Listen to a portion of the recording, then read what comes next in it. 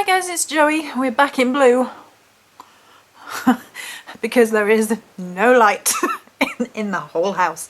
No, if I put the lights on, then we're glary. So people didn't seem to mind the blue, so the blue will do. Rhyming, we're a poet. And you didn't know it. This was supposed to be this week's YouTube challenge question, which is, what are cultural influences on your path? If there are any, discuss, and so on and so forth.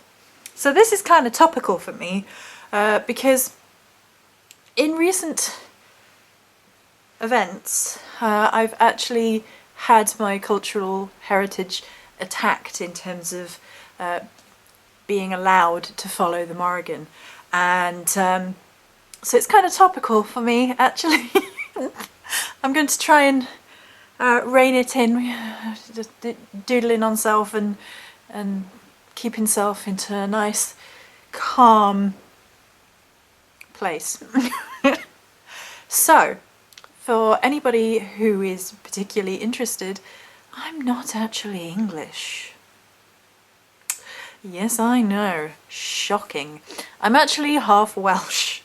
So, I'm not English. I'm half Welsh, half English. There is Irish on the Welsh side as well. We're not sure about the other side. The other side, I'm pretty sure there's going to be. I'm pretty sure there is some Viking on the English side. Once you go back a fair bit, my sister's actually doing the whole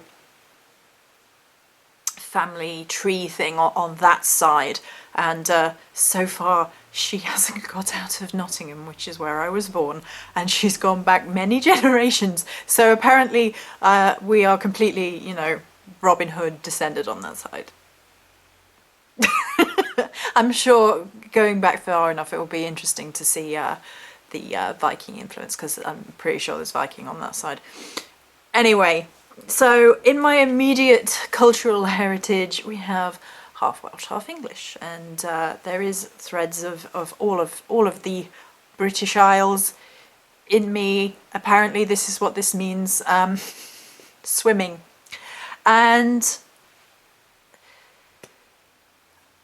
I'm estranged from most of my immediate family, and as a result there is very little heritage that I have carried over, crossed over, because of that. And the only things that come to mind that are bits and pieces that I remember from my grandma, who is departed over 10 years now, and she was quite witchy in her approach to everything. She had a green thumb. Everything grew under her magic fingers. I mean, it was beautiful. You should have seen her garden when she was alive. It was incredible. And she would take us through the graveyards quite a lot, and a lot of history is from her, and we would all look at the gravestones, and it sounds kind of morbid, but you know, it was interesting to see how other people lived and died. And going searching for conkers and playing conkers and things of that nature. I remember that she used to take us for long walks in nature nearby. I remember that.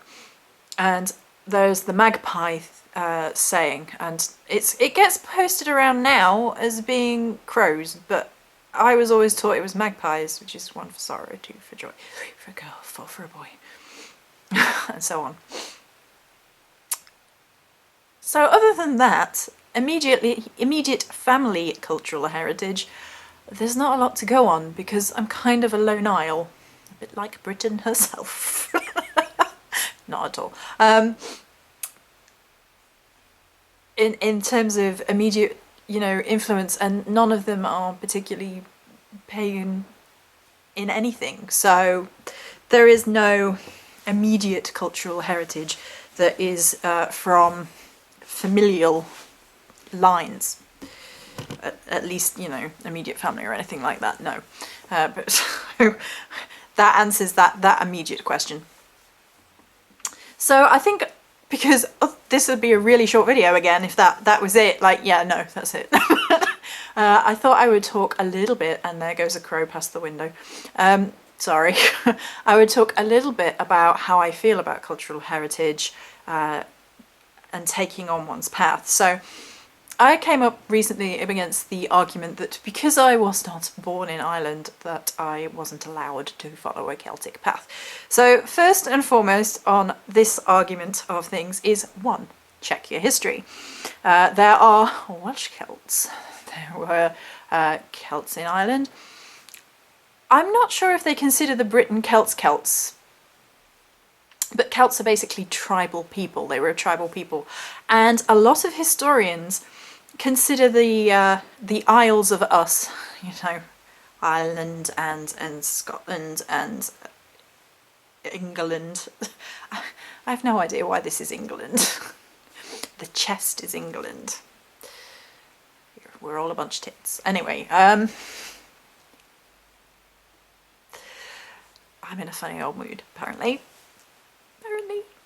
So some historians consider the Celts that sort of migrated over to the islands as being on the fringes of Celtic society and therefore are not true Celts. And I was reading some historical discussion recently that suggested that the myths carried with them came from... They took them all with them, they took the myths with them, and they changed and adapt. But it tended to suggest that the Celts that came over here were more agricultural loving, and the Gauls were the warlike ones. So if that holds true, which we can never know, and that's another discussion in a second, another point of discussion, then if that holds true, then the ones that came over to the Britain and the Isle of things, they were interested in the agricultural side of things more than perhaps the outright warlike thing. That's very possible. However, as a student of history, I'm getting Virgo on you now, can you feel it? History is a troubled thing, and one of the very first things you really have to understand in history is that arguably there is no such thing as a fact. History is based on the written record, generally, of what we have as evidence. And historians are more like interpreters of evidence, and they piece together theories, usually, around subjects, people, events, based on accounts, based on written documentation. And the further back in history you go, the less unbiased means of recording history you're going to find. And that means we're basing history on human opinion, human bias, the limited scope of what a person saw, felt, believed to be true. And the Celts are even more mysterious because they didn't believe in the written word. They believed writing things down took the magic out. They were a largely oracular people. So a lot of the evidence, a lot of the mythos that we have of the Celtic myths comes from Christian monks. And that's... I shouldn't have to spell out that perhaps they had their own agenda. And that's why when we look at myths, and when I've looked at myths, and when I've discussed myths here on the channel, I did it just recently with the eel totem and Cuchulainn and Morrigan, we have to look beyond what the written word is. The written myth is very interesting, and it's definitely worth knowing, and it's definitely a space. It's definitely a place or space to start from. However, it cannot be the be-all and end-all. So people getting agitated about the idea that you cannot follow a Celtic path if you're not from Ireland, I don't understand it. I mean, it's interesting because to my knowledge, and I could be wrong because obviously I don't follow different pantheons, but I've not seen anybody who follows, say, like an Egyptian god or a Greek goddess get a load of aggression about they're not Egyptian or they're not Greek, so they're not allowed to incorporate these elements, these gods and goddesses, into their pagan practice. However, I have seen it a few times with regards to Celtic pantheon. I mean, I'm obviously going to come across that a little bit more because I'm involved in a Celtic pantheon and I discuss publicly Celtic gods and goddesses, following, of course, the goddess Morrigan in particular. So I'm going to be more aware of that. I'm going to be more exposed to that. I understand that. But to my knowledge, I've not heard of anybody else being like, you're not allowed to follow Bast or Isis because you're not Egyptian and you can't trace your ancestry back to Egypt. To my knowledge, I haven't heard of that. So I'm not entirely sure why it is that when you start talking about Celtic stuff, some people start getting antsy with you. I don't know what it is about things to do with Ireland recently. It's been really negative every time I've heard something associated with Ireland. It's somebody coming into my space trying to ruin my day, and I really don't like it. It's like, you know what, that's a beautiful place. I want to have good associations with it. Can we take the negative associations and stop it? I don't need nonsense from that corner, you know. It's like the Irish myths of Morrigan are absolutely gorgeous, so let's keep it a positive, joyful experience. Let's. I don't know why that is. But I have had it a few times, you know. Your English was the last one, which shows you how much you know. Your English are not allowed. The English are the evil people. And apparently when calling English people evil, I went into some kind of bizarre French accents, which probably means that at some point I have some French descent from somewhere, because throughout history, England and France were very rivalry throughout history.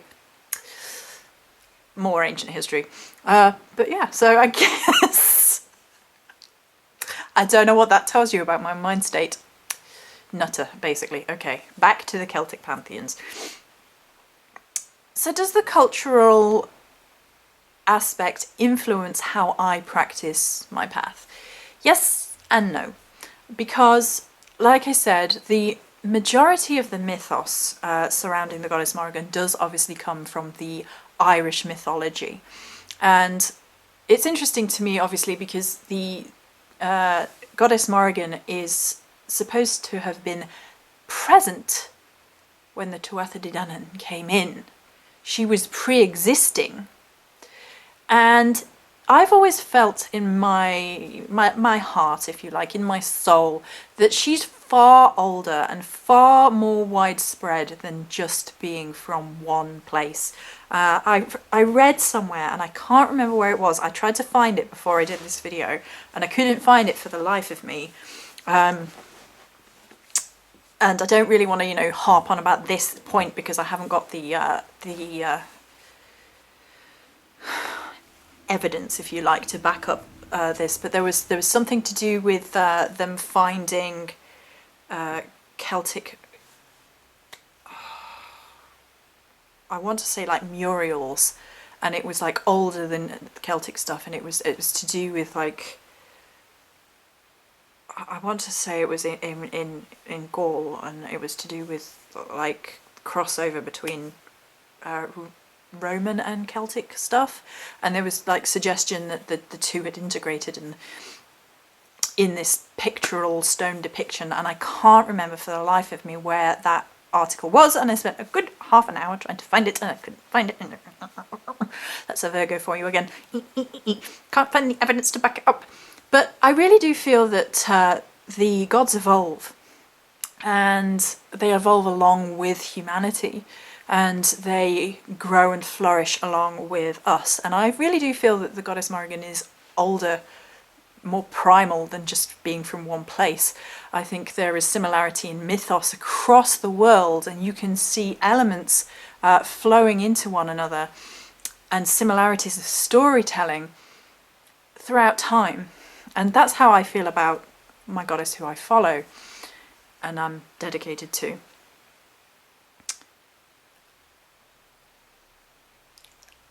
That being said, I think it's also true that the gods evolve in terms of modern interpretation, practice, ritual. And I think it's extremely limiting and oddly xenophobic and bordering on racist to suggest that a person cannot fully engage, appreciate, and be devoted to a particular pantheon, god or goddess, within their personal structure just because they're not from X, Y, or Z. And I find that incredibly limiting and incredibly short-sighted and incredibly judgmental, actually. Oh, there goes my stomach. I'm hungry.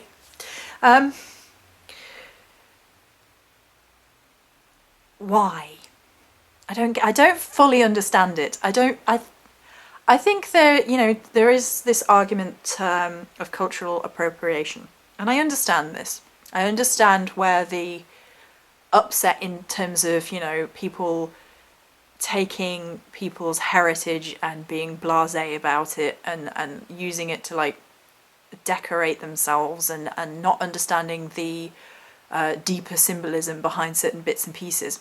And I understand that argument of cultural appropriation when like people's cultural heritage show for like, I don't know, a shallow display of wealth and or whatever. I understand people getting upset about that. However, I think when you're talking about cultural influences on one's personal spiritual path, then somebody's spiritual path should, stomach, stop ruining the video, should in all likelihood mean absolutely everything to that person. It's not everything in terms of who they are in their entirety, but spirituality in terms of pagan practice is a life. It's part of life. I've talked about witchcraft being, a part of who you are, and that's not something that anybody takes to a shallow place. Hopefully, I can't say that, can I? I can't say nobody uses witchcraft to be fit in or anything. But if witchcraft is in your soul, in your blood, in your very essence of being, like it is in my personal heart and soul, then you don't take it lightly. I worked in the abstract for years because I didn't want to dedicate myself until I was 125%. That's not actually possible, sure. That this was the path for me, the goddess for me, and it was such an overwhelming experience, and it was such overwhelming in a joyous sense, not in like an oh my god, although I'm sure it can be like that sometimes. Don't smite me. That'll be the shot, that'll be the photo, it wasn't me doing that. Anyway, and it means a lot, it means so much, it means everything. My connection to my mama, my connection to my mama Morrigan has changed me, has elevated me, and it continues to. It continues to push me, it challenges me, it continues to force me to look at who I am and say, what's good, what's bad, what needs evaluating, what do we need to change, how do we need to grow, and getting through all of that whilst honouring a deity that I deeply care for. And I understand that, sometimes when people are trying to they're basically trying to belittle who you are, and that they bring this cultural thing like, Amish. I was like, so what? And I guess that's people just trying to tear down using cultural things because it's an easy thing to pick on, I guess. I can't argue with the fact that I am not completely Irish. There's Irish in my blood, but I don't think it particularly matters.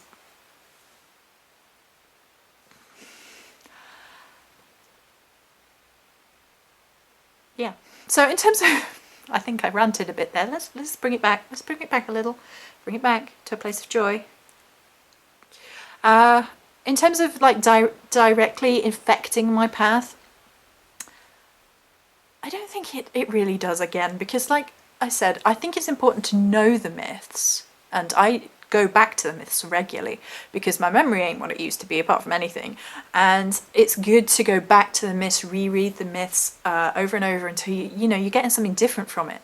I went back and reread the Cthulhu myths when I was thinking about the eel, and I was getting all this kind of sexual imagery from it, and I was thinking about how it was sort of paralleling how it could have been a sexual relationship, but he kind of rejected the sexual relationship, so it became like a battle relationship, and there was these parallels, and that really freaking excites me when that happens, and I'm like, oh, I've got to share, I've got to talk about it now, and that fascinates me, and that excites my soul, and it gets me talking, and it gets me evaluating and discussing and putting ideas out there, and wanting to connect with people who are interested in this as well. And so that side of the cultural influences is very important, because that's where those myths come from. That's just where they come from. But on the other side of it, I quite frequently like going and reading some of the, I can never pronounce it, Mabinogian,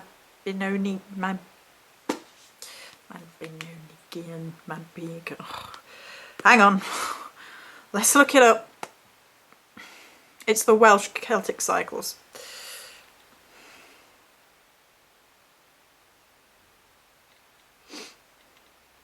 No. What are you doing, iPad? This is thrilling watching. I'm like, oh, this kind of evil face. Sorry. Welsh rarebit, no.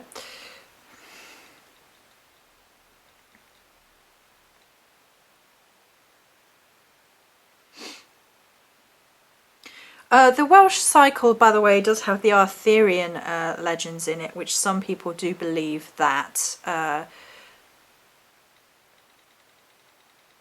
are associated with the Morrigan through Morgana Le Fay. Some people really don't like this.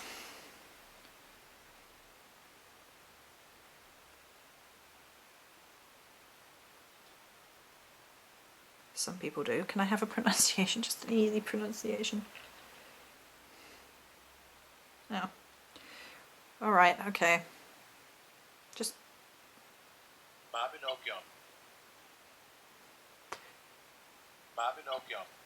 Mabinogion. No. That sounds like onion. Mabinogion. There you go. My iPad said it for me. Oh dear. I'm in a bit of a bit doodle-alley today. It's been crazy. And the Welsh cycle includes some of the Arthurian myths, and some people do consider Morgana Le Fay to be elements or to be associated with the goddess Morrigan. And some people consider the 9 Morgans of Avalon to be 9 faces of the goddess Morrigan. However, other people argue that because this isn't cemented in the lore, that this is not, I don't know, factual enough. But like I said, there's so much missing information, and what we have versus what we don't have in terms of historical document means that I think it really is up to personal interpretation. So if you do have a strong feeling that the Morrigan is tied into the Avalonic myth and the King Arthur myth, and if you feel very strongly that the Arthurian myths are basically a twisting, a retelling, a rebirth almost of Celtic mythology, then it's very possible that they exist within sort of the same sort of river, if you like. The Morrigan's influence is within that mythos. So I think, and that's Welsh, the one that I can't pronounce today because I'm not even going to try today. My head's not here.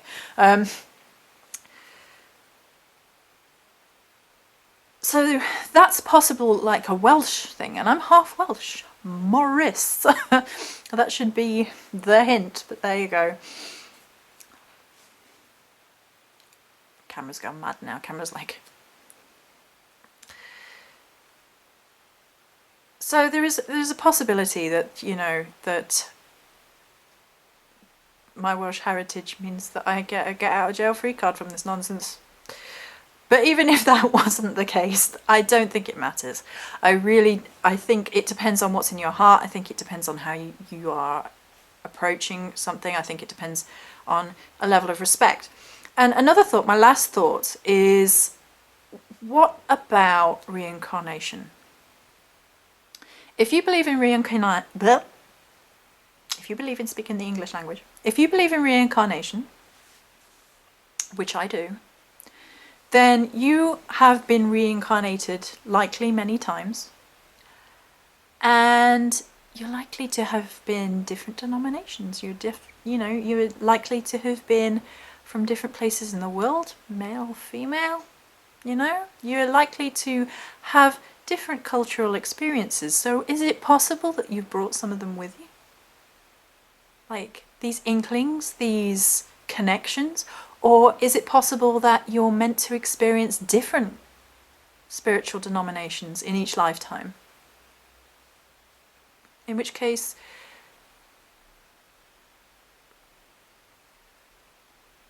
you're doing exactly what you're meant to be doing. As long as you're doing it with love and respect. All right, I'm going. Before we have any more nonsense, that's enough weird facial expressions and iPad pronunciations for one day. Plus I'm getting darker and darker and darker. I'm going to be like disappearing in a minute, like fading out, like oh my goodness, look at the nail. Right, yes, that's definitely enough of that. Okay, I'm going. I'm sorry. I hope this video made some sense. I hope it made some good points. I hope so. And that's it for now. Many blessings.